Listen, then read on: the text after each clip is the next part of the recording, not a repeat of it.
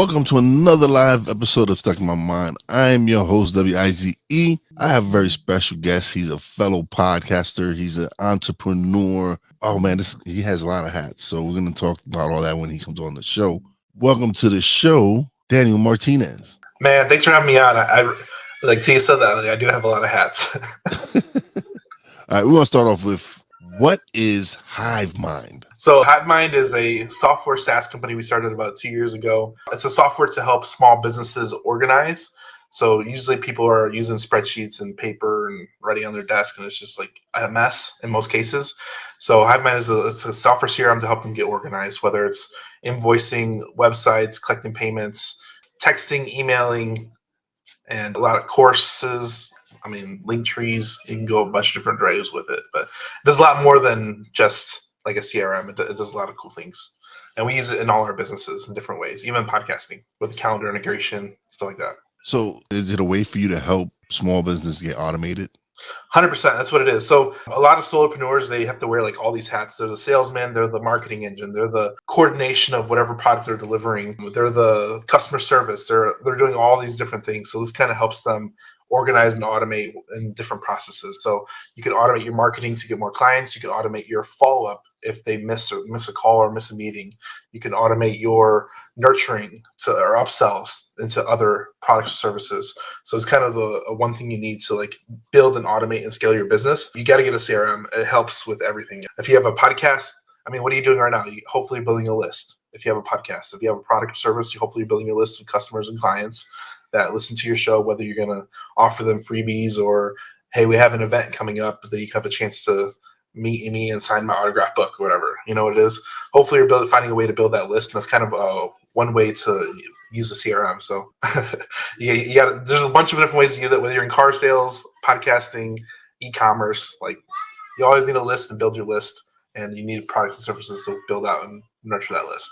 And that's something, when I first started podcasting, I had no idea. These are things you don't learn. Like, I am an independent podcaster, so these are things I've learned on my path here, on my journey in podcasting, that these are things that have helped me as a podcaster, especially automation with getting my emails out, getting newsletters. What if I want to help with throwing the new episode, getting that out to the audience out there. So building an email list is definitely something that I highly recommend for anybody out there, for any business. Any business. Yep. It's like step number one. Build up your customer base, upsell them to your base products, and push them up to the higher tier level of products. Hopefully get the most you can out of that customer. And if you have reoccurring products, it's always a bonus. All right, so something that interested me was that, because me and my nephew, one of the things that our goal is to build a community, build our own community. And you're into selling land. And what's the difference between buying land and just buying a piece of property with a house on it? There's a lot of differences. So people are always going to take care of number one first. So they're always going to make sure they have a roof over their head. Once you really think about this, okay, if they're going to take care of house number one, that's why a lot of investors, they like houses, because people are always going to take number one. Well, on the flip side of that, if you look at this, so the coin is, people that buy land can afford to, and it's not priority one, it's priority maybe 5 or 10, and they can afford to. So what we're doing, our whole niche in the land space is we buy large tracts of land and we subdivide it and sell it to individuals that can afford to. So not everybody can go out and buy 100, 200 acres, but they can buy 10 or 20. So that's what we do. We'll take the 100 acres down to 10 or 20, and then we'll sell it to 10 people versus one individual person owning that 100 acre lot. Okay. So in a way, you're kind of building your own community with having people. 100%, man. A lot of the property has been handed down generation to generation, and usually it's inherited. It's just passed down. There's 100% equity on it. The banks won't lend on it, and the people that have it usually inherit it, or they paid cash for it in most cases. So what we're doing is we're taking that land from them and making it affordable to hand back to the individual. So most of our clients are minorities and Hispanics. We deal a lot with them. We deal with a lot of like blue collar people. Our space is like within 60 minutes of any major city, because people are willing to commute. This show is sponsored by Hivemind CRM. It is more than just a CRM. It is a real estate and business mastermind that comes with an all-in-one CRM. You can have unlimited websites and users. You can call, text, RVM, and email all in one user interface. And you can set up custom automations for any type and multiple businesses. 65% of companies start using a CRM system within the first 5 years of business. Once implemented, the Hivemind will save you on marketing, give you more time, and make more money. One of our users had his first $100,000 month using our system in June. We want to see you automate and accelerate your business. Text us at 210-972-1842 for future meetings, and of course to get our $1 course on how to make more than 6 figures on one land deal. You can schedule your free demo today at hivemindcrm.io. Or hunt within their range. Not going to travel. I mean, it's not that they're not going to do it, but they'd rather travel an hour to go hunt on their property versus 6 hours, you know. So yeah, I know. I understand it because I'm 2 hours away from New York City. Okay. And so a lot of people come. I'm a Brooklyn boy, born and raised, but I live in the Pocono Mountains in Pennsylvania now. And so a lot of people commute to work from here to the city. And then a lot of people buy their homes, like their weekend homes, where they're going to get away and out from the city. Like you said, hunting. Hunting is big up here. A lot of people come up here hunting. Yeah, and that's all it is, man. People want a place not too far away from where they work or live to either have a second home, have a hunting land, maybe build another property out there and move out there, and they'll just commute to work. They have their space and land, and they might shoot on their property, they might hunt on their property, they might do all the above. It's recreational use or private use, you know. So that's kind of our end buyers that we're selling to. And like I said, the people that have it, they just inherit it, and they don't really. There's no attachment to it. The thing I love about it is that they don't have very many options. With houses, they can rent it, they can Airbnb it, they can let their cousin live in it. You know, they have all these different options. They can sell it, they can lease it, they can do all these different things. Land is just there. They really don't know how to monetize it, and that's where we come in. We know how to monetize it. We know how to create a win-win solution with them, and we come up, and that's how we do our land development and land acquisition. So what led you to this? What made you want to help people? For the software side, my pain point was I was struggling to get organized. So I saw an opportunity to create software, and then it helped me in my business immensely. Where now we have multiple businesses all run through the software, and it's helped us a lot. And now we've had 16 clients hit 6-figure months. So I'm like, if I could have 1, 5, 10, 20, like now we're hitting numbers where they're having $100,000 gross profit months. I'm like, okay, I can help thousands of people. So that's kind of like my software why is like, hey, if I can help more businesses make more money, there's a trickle down effect from their employees to people they're actually helping to people that they employ, that it just trickles down to their family, you know, that might create wealth through other people's family. So it's kind of like a trickle down effect of helping people accelerate in. I mean, we live in the United States of capitalist country. Yes. When people make money, like people are like, oh, flippers are the worst. We got to think if a flipper is doing a lot of jobs in a certain space, there's contractors, subcontractors, there's plumbers, there's roofers, there's trash out companies, there's agents, there's all these different trickle down effect that people are getting paid through that one transaction. It's the same thing in business. So when we do land, there might be a blue collar worker that's going to come in and clear put the fence up. There might be a handyman that's going to lock the gate. There's going to be agents there that do all these things. So there's a trickle down effect that boosts the economy in its own way just by having so many different people that put their hand in the pot that you need to facilitate the sale of the land. So there's a huge benefit that comes around just by doing good business and doing business well. There's a huge trickle down effect that it doesn't just affect you, it affects a lot of other people as well. And that makes sense. That makes sense where with you helping them, their homes and their lots and all that, you're actually giving businesses, other small business opportunities to, like you said, an electrician, handyman, all these people, they gain employment from projects like this. 100%.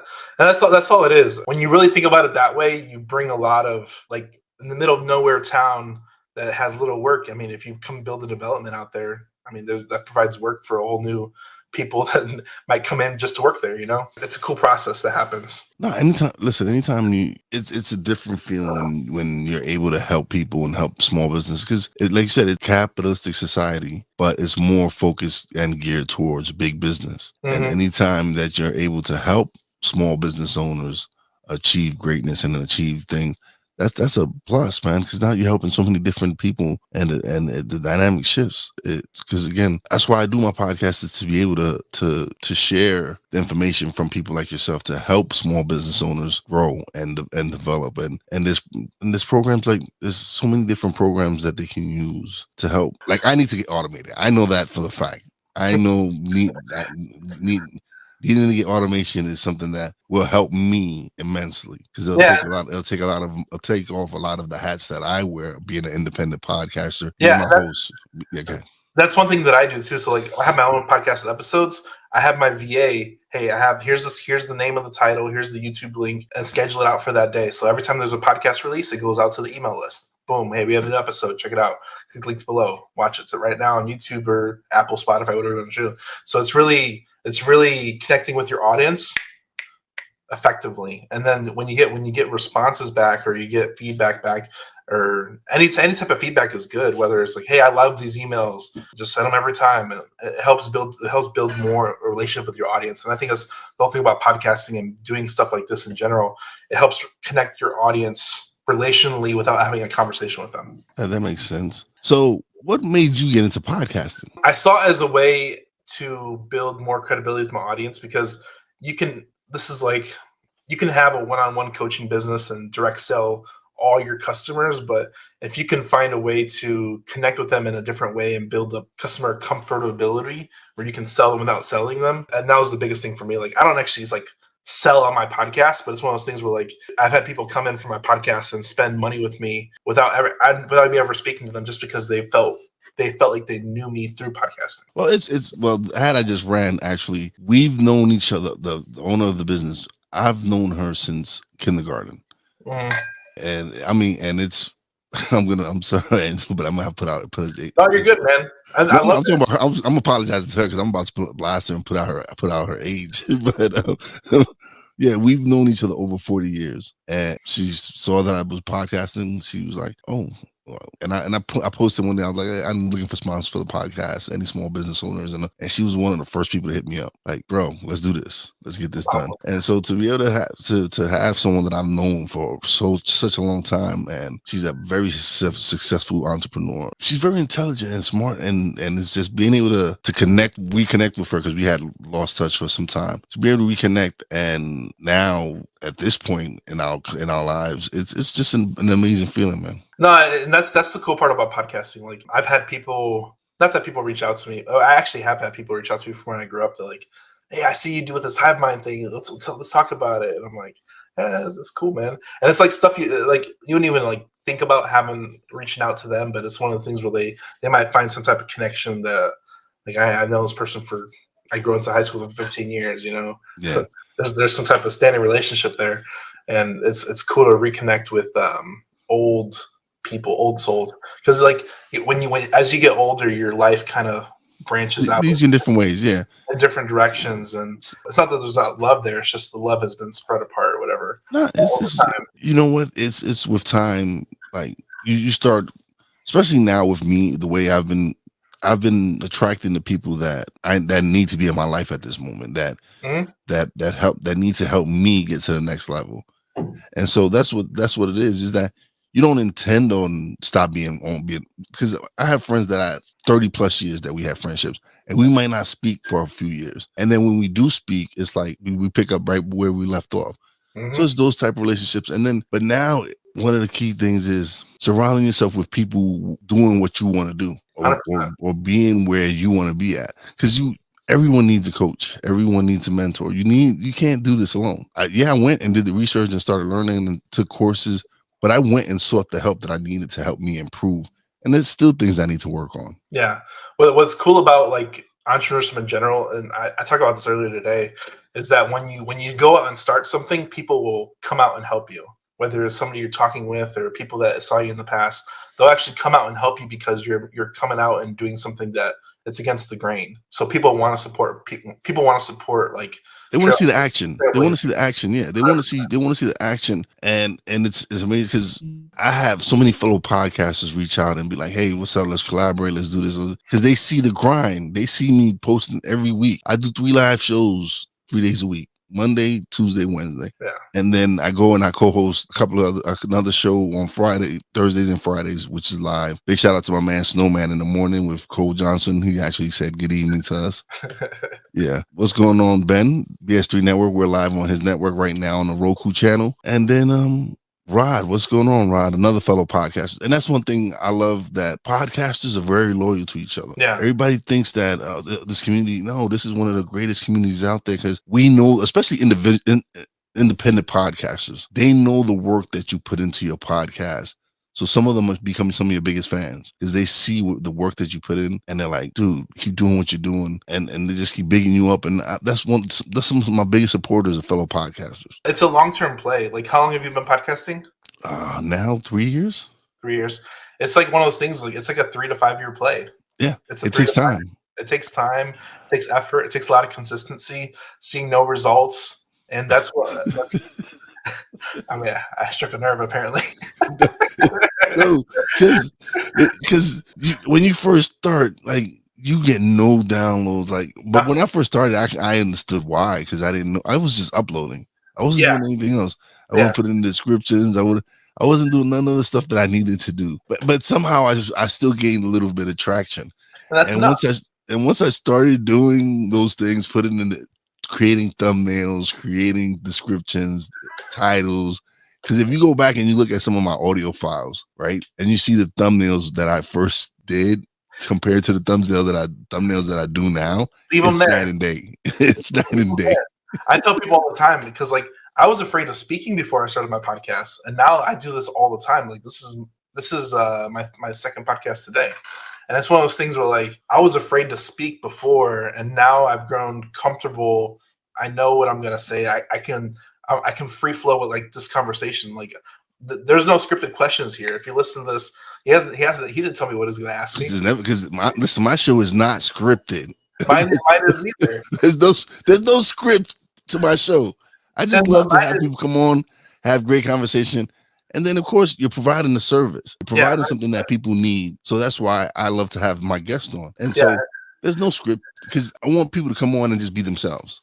100%. I don't want them to come on and be all sounding all like they're just here to sell a product. Yeah. I want them to come on and be themselves, see people. I want people to see them as a human. Like, oh, this is a regular dude. Yeah, he's got a product that he's selling, but he's just a regular guy like me. Let's see what he got to say. 100%. Like, I've guested on so many shows, and a lot of them, like, here's the 5 questions we ask. Have them ready. Have your answers ready. I'm like, I don't even look at the questions. Let's go. like I don't even care what questions you ask. I've actually had guests send me a list of questions that they would like to ask. Yep. And I'm like, yeah, that's not happening. Thank you. I'll take the list, and it's not happening. It's that those questions are not gonna, unless this is one of the questions I already had intended I was gonna ask. Yeah. But other than that, you're not going to come on my show. I'm sorry, future guest, but you're not going to come and dictate my show and tell me, yeah, I need you to ask me these questions. I know for the most part, I have an idea of what my guests do, and I know the product that they're pushing or whatever. So I tend to ask those questions, but you're not going to come and have a list of questions for me. Yeah. On my show. No. Yeah. It's crazy out here, man. And that's where, like, whenever those guests come along, I'm like, I don't even want to have you on. I'm like, if you're not gonna come on here and be authentic, like, I don't even want to have a conversation. Yeah, if you're gonna just come on and be salesy, sales, nah.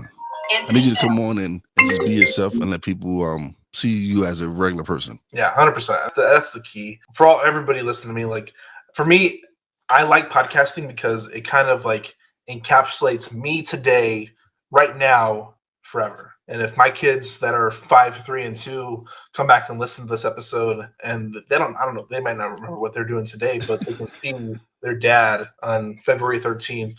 This is where my head's at right now. And they might be able to see a difference from 2 years ago to now, and maybe 5 years in the future. I don't really care. It's not that I'm going to stop doing it. It's just that I hope they see progress. And I think as one of the things that I wish I had with my dad is that you forget like conversations you have with your loved ones just because time passes and stuff fills with other things that are more important at the time. And you don't really remember like core meaningful conversations that you had with your loved ones before they passed. Yeah, I definitely feel you on that. And for me, it's leaving something for my grandsons and my grandkids, and yeah, there you go. And for that, listen, like I have a grandson who's he was a frequent guest on my show. Awesome, man. That's cool, man.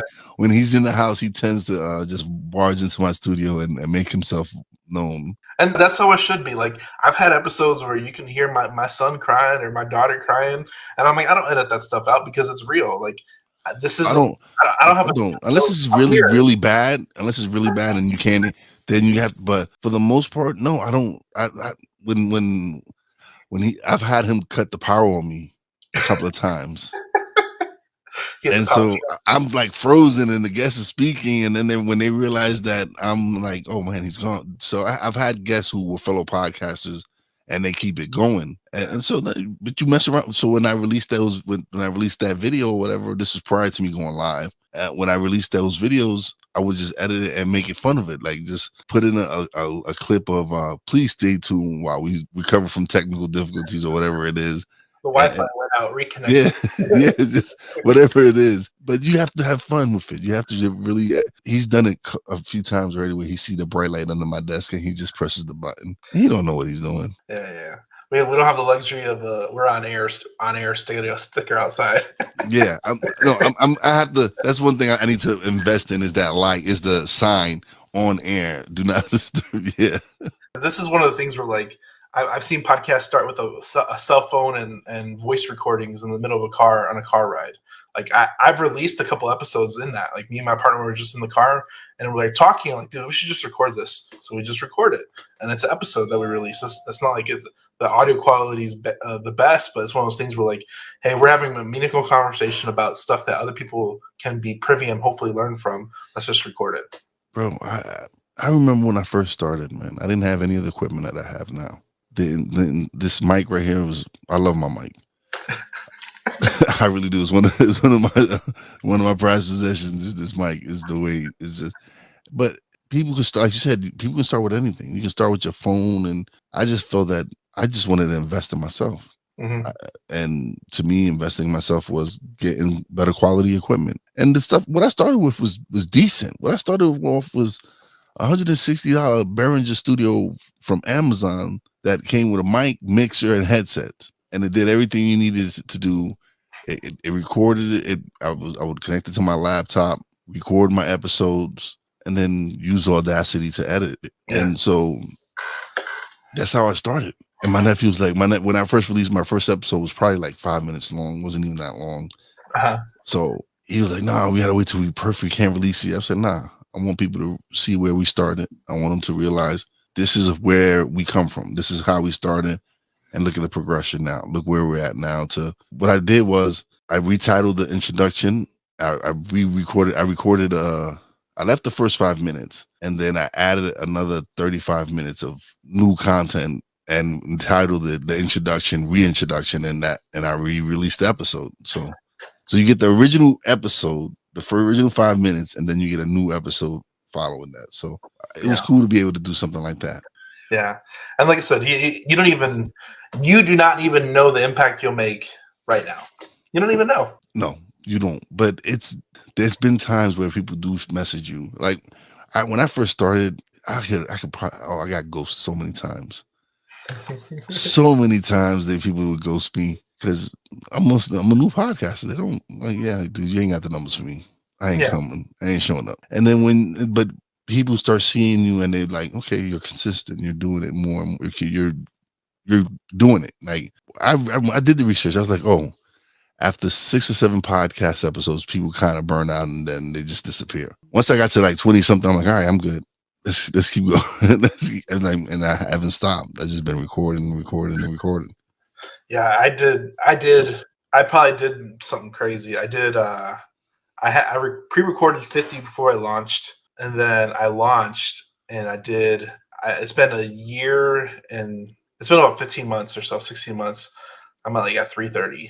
It's crazy. Oh no, I know what you're talking about. Like last year, prior to me even going to video, just recording audio strictly, I was probably recording 6-7 days a week. Yep. Maybe recording 3-4 episodes a day.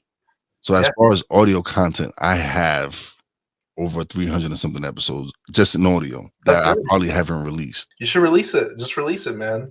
Yeah, but so much, it's so much content. Like No, I you had just like gotta four. release it, man. Oh, I'm gonna release them. I'm releasing them little. I'm releasing them here and then. And just I'm going back and I'm like, all right, this was a good audio one. Let me release this. And but I have to go. I have to continuously go back and I have like little disc like with little just with nothing but like 2-3 months of episodes. That's good. That's good. And this is like I commend you for being extra. What do you mean being extra?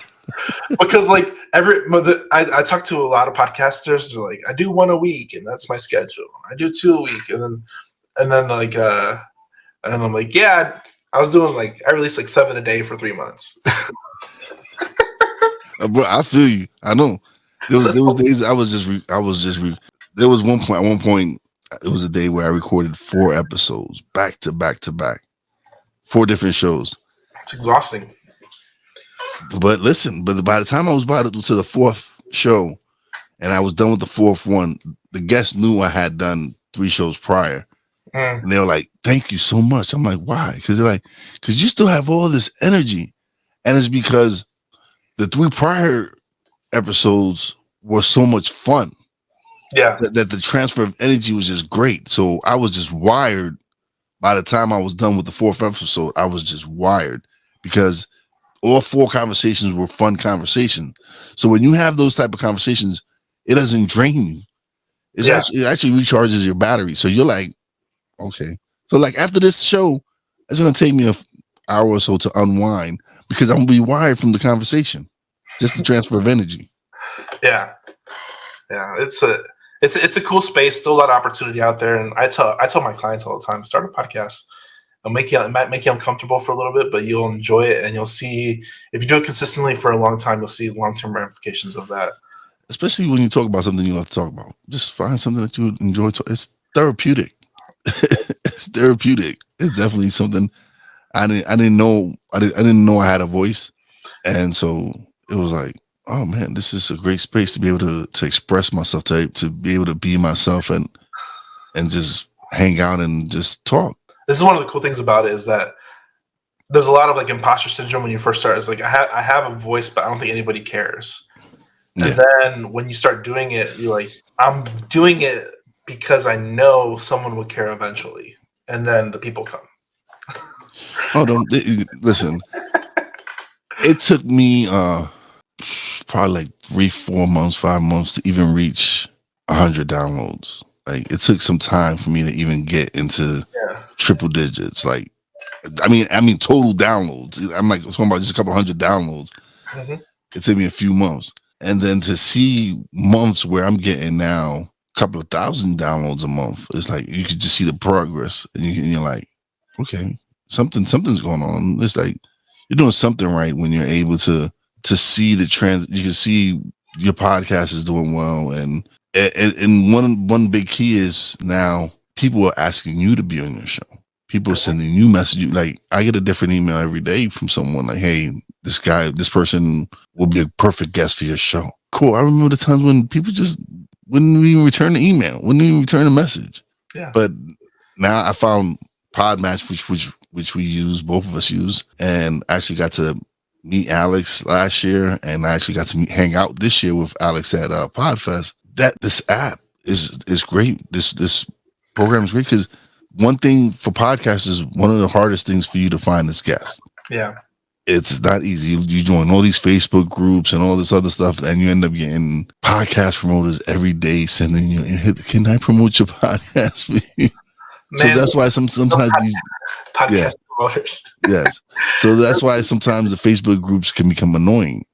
So when I started using Podmatch, it was like, oh man, this is awesome. Like, you mean I get to put in what kind of guests I actually want on my show, and it's linked me up with some great guests. I've had some great conversations with people from the app, and I love it. And I recommend all podcasts, if you having struggles finding guests for your show, it doesn't necessarily have to be Podmatch. You can sign up for different ones, but I highly recommend you use those services because it will make your life easier. it's getting with people that want to do it, because this is a very niche thing that not everybody wants to do. Like, people just aren't.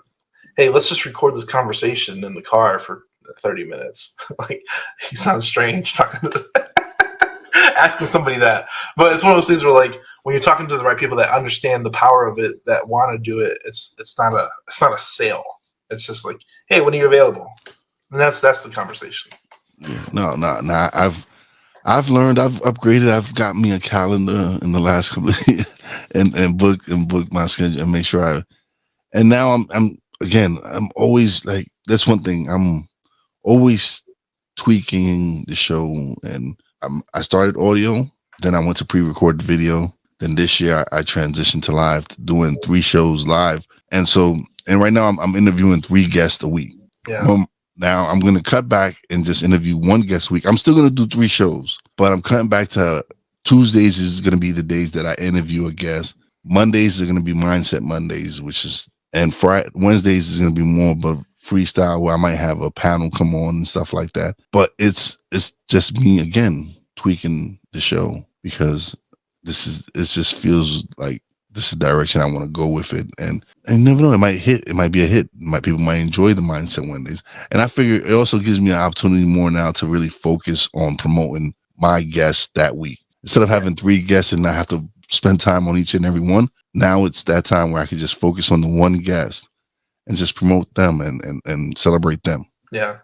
No, it's a cool, man. I enjoy it. I enjoy the conversation. I enjoy the variety of guests. Like I said, people have what makes us individuals as interesting as individuals is that we all have your own individual story, and it's going to weigh differently with different listeners. Mm-hmm. Like I said, I used to be a truck driver, blue collar. I used to be a truck driver. I used to load trucks. I was a forklift operator. I used to. And you go and you went and create a program to help small. How does that happen? Like going from being a truck driver to doing what you're doing.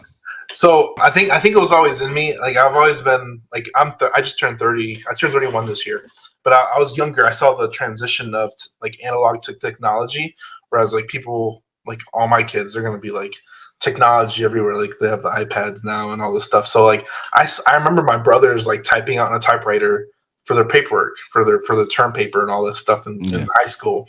And then like by the time I got to the age we had computers, and like I saw the transition happen. So I'm very tech savvy. And when I went to truck driving school, my trainer was like, he's like, "What are you doing here?" Because most truck drivers are known for being a little bit stupid. So my trainer was like, "Dude, what are you doing here?" I'm like, "Man, I'm just here. I'm here working. Like, leave me alone." It's a job, man. Yeah, it's a job. So it was one of those things where like even my truck driver trainer, like he can recognize something. Somebody you're not a trucker, man. Go to technology, dude. Yeah, it was one of those things where like I was like, man, because like he was doing like all this training stuff, and like the way I was in high school is like I never like actually studied for anything. I just read through the book, and then I would like, it's not that I have a photographic memory, but I just knew the stuff because like it was basic mechanics, basic common sense. So like when I'm going through the book, I'm like, "What's the answer to this?" I'm like, it just pops out. I'm like, "Dude, what are you doing here?" And like for me, you should know these answers, man. You should know these answers.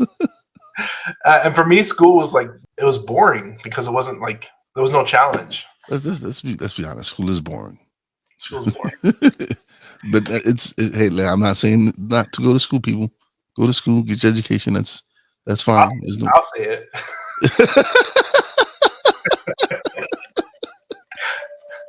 Do what you want to do.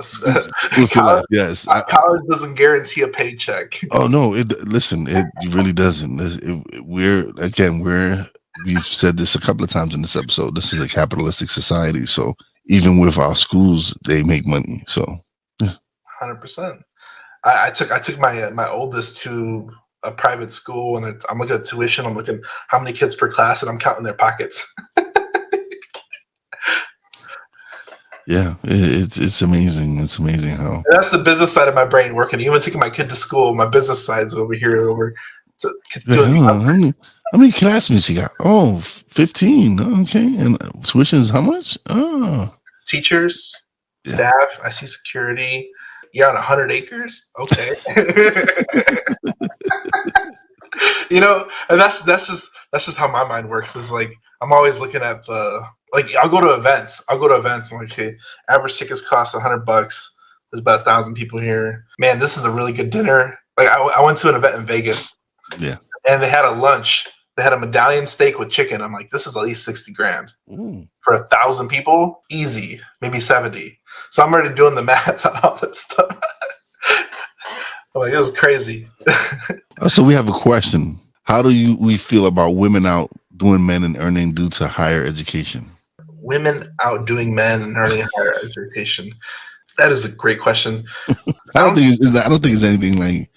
I don't think education, like if you're going to be a doctor, a lawyer, please go to school. I don't want you working on my heart or my knee if you haven't been to school.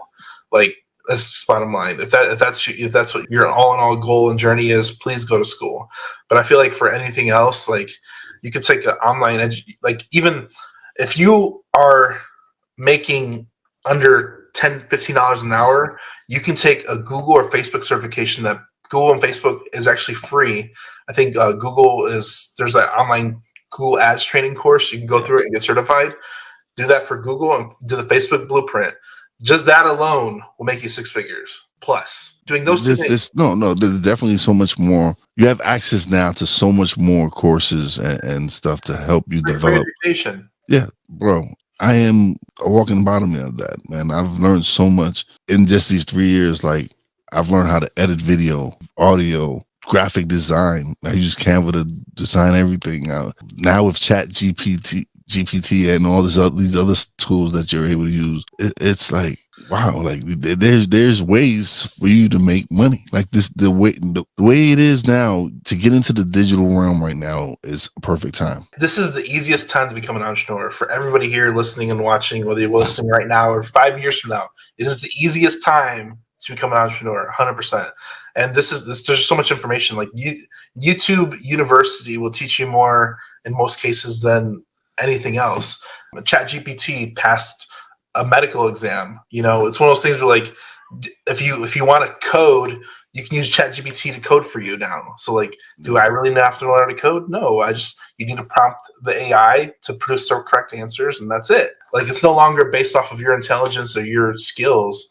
Like if you know where to find the answer, that's the all be all. Yeah, it's so much. There's so many tools out there for you to use as far as and just in this realm, digital realm, and all that. 100%. And like I said, I have my own team. I edited a few of my videos, and then I hired a team, and they do all the editing for me. Like I'm not there yet. I'm getting working there. I'm working on that, but I'm not there yet. You know what? Honestly, no. You know what saved me? Doing lives. Because now I don't have to edit. It's just it's out there already. So only thing I really have to edit is audio when I'm gonna release this and put it into my audio podcast. But other than that, I don't edit video anymore because I don't have to. And that's the beauty about doing live. Yeah. Like I asked you when it comes, is this live? Okay, I know it's live, and I know I can't do nothing stupid or something happens. I do stupid shit here all the time. It's nothing new. I know, but like I like if my kid walks in, I know like. Yeah, no. My camera, like I have guests who like, can we curse? I'm like, go ahead. I'm like, yeah. I'm like, there's no, I don't have. To me, it's like if you don't curse, there's problems. But I don't mean you got to drop an F-bomb every word. But there's sometimes the F-bomb got to come out or shit. Something got to come out. It is what it is. Yeah, sometimes it is. But it's fun. I enjoy it. I love being able to do this.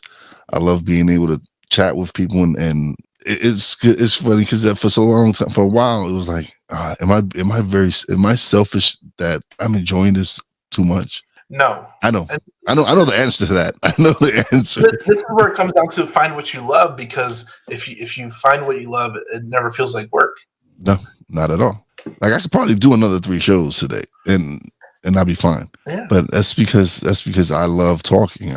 I love talking with people and learning and being able to grow, I guess. And that's why it's not selfish. It's because I'm learning, but at the same time, I'm also sharing it with my audience.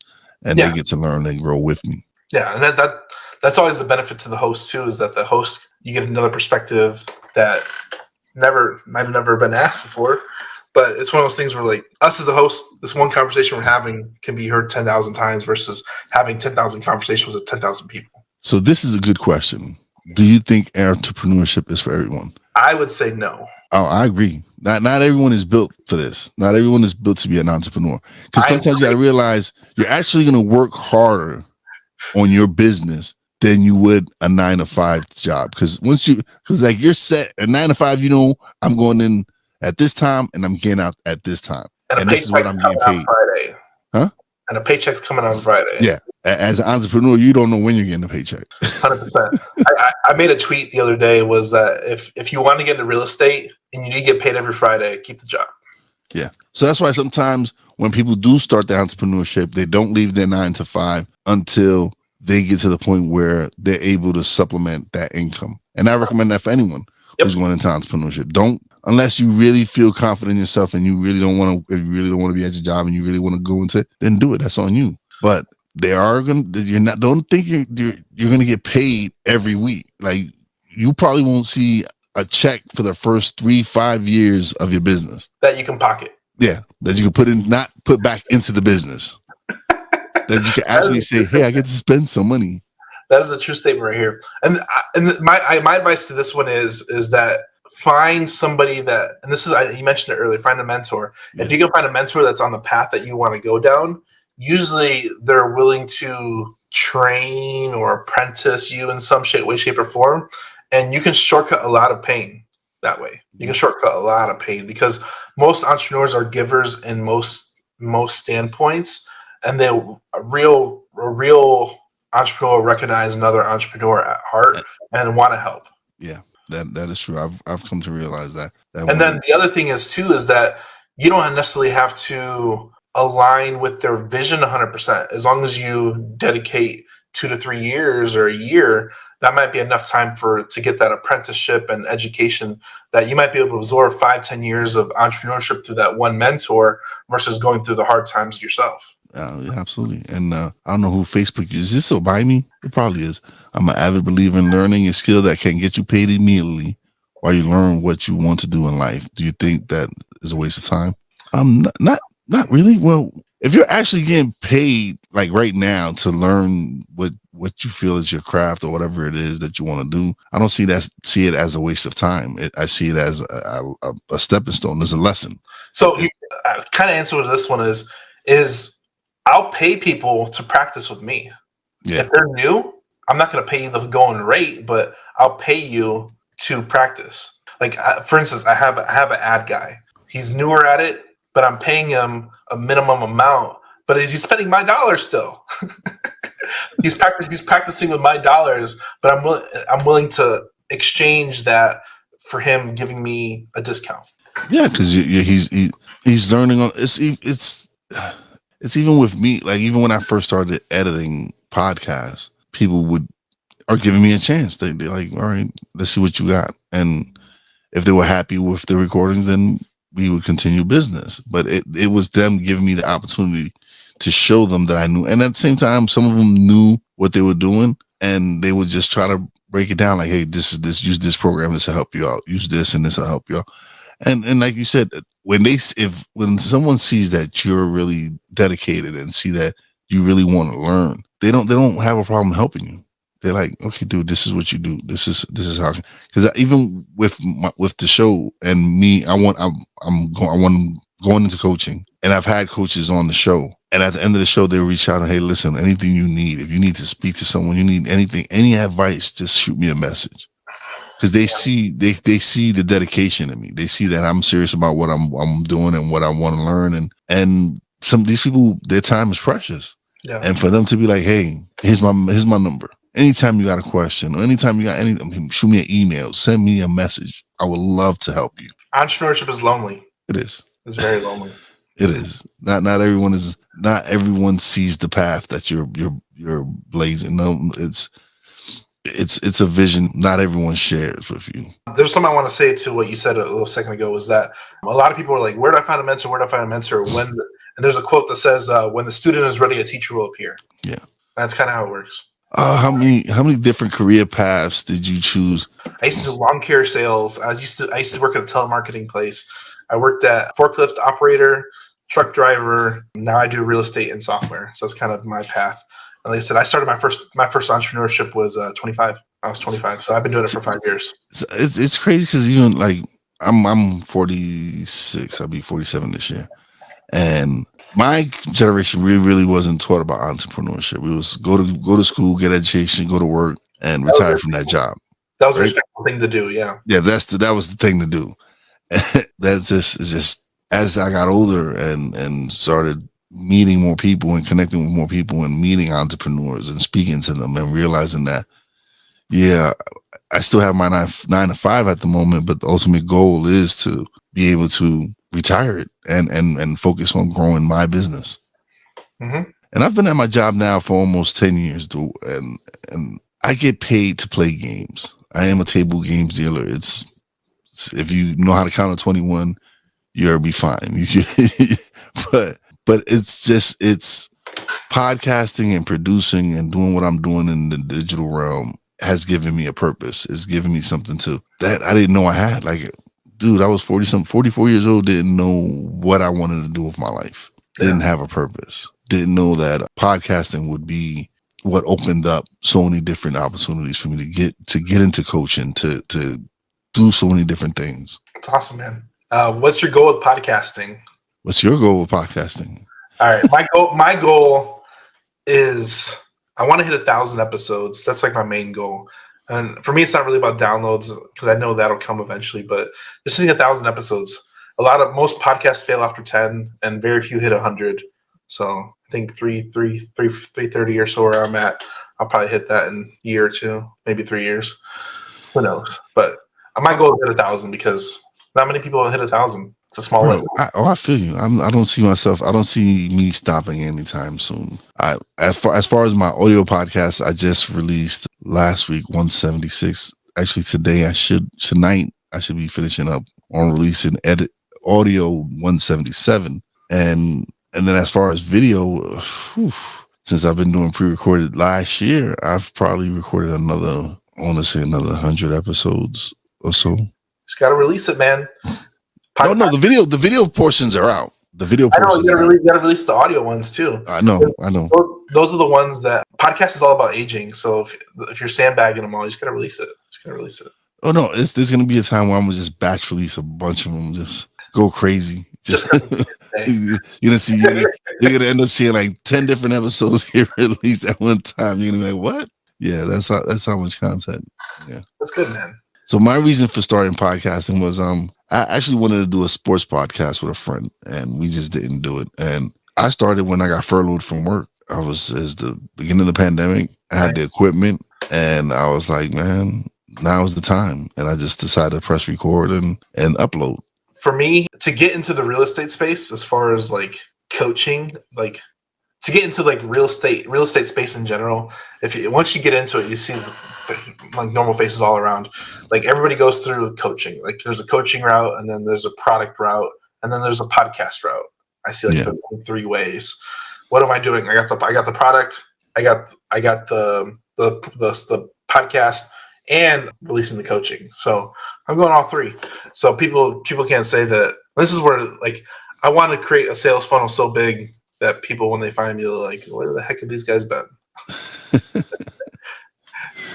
Oh, Daniel, it's been great having you on the show. Now is the time of the show where you get the screen and you just get to plug away, brother. Man, if you're interested in making 6 figures on one land deal, we have it's not free, but it's $1. I know it's expensive, but you can text course. He said it's $1. I know it's expensive. Hey, inflation. It's crazy these days. It's been the same price for 3 years, $1. Even with all the inflation, I'm probably losing money at this point. But if you text course, COURSE, to 210-972-1842, we have a couple videos we recorded for that. And then we're at Hivemind CRM everywhere. We have our own podcast called the Hive with Us Podcast.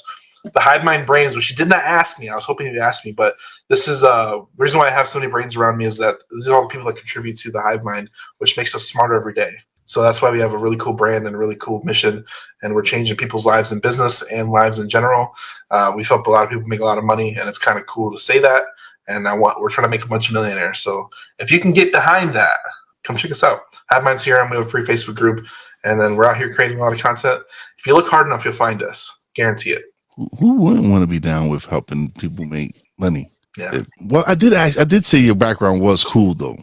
You did say it was cool, but you didn't ask why. So like, I kind of figured there were minds and stuff, and there was a bunch of them. And when I thought of Hivemind, I think of bees, and they look probably all like little, represent like bees and stuff with all different minds. But that's just me. So this is where it comes down to, like, a lot of people, they try and do it by themselves, and they can only get so far by themselves because you might not have the information, you might not have the knowledge, you might not have the money, you might not have all the tools it gets to get there. But when you contribute in a single organized, like a beehive or Hivemind, whatever, you can all get there together. So it's a lot of community aspect. Like this, like my team's not that big. It's just 3 of us, but we all know our roles. We all know, like Brandy, she calls herself the app whore because she's always learning about a different app, and she's different. Like I find myself on platforms that I didn't even know I was on because she's putting it out everywhere. She's like, they're like, hey, dude, I just found your podcast on this. I'm like, oh, okay. I say, oh, Brandy strikes again. But that's her thing. She knows how to market. She knows how to be out everywhere and just like every day she's reaching out, hey, this is a new app. You need to check it out. Or you need to go to this website. You need to go speak on here.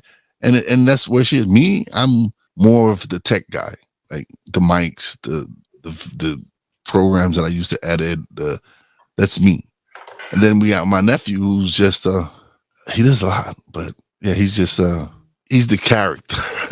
He's the character. He's the one that, but he does his thing. He's the one who got me into really getting into doing it because he had already started his YouTube channel, and he would just come on and talk, and he didn't consider himself a podcaster until he did. Until I got him an interview on a show, and the guest and the host actually made him realize that he was a podcaster. Good. So, no, you just got to go out there and produce, man. Go produce content. It is what it is. Like, people are like, oh, you're just a YouTuber. I'm like, yeah, I'm a YouTuber. I mean, I'm everywhere. You can call me. I'm not only on YouTube. Like, now, I am streaming. I'm streaming to 8 different. Like, one of the questions is Facebook your main platform?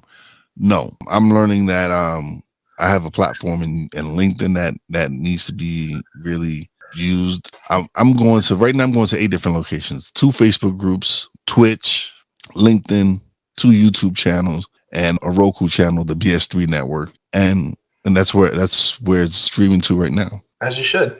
You need to tell who's your app person? Brandy. Brandy, tell her to hook up Rumble. She's on that already. Good. Yeah.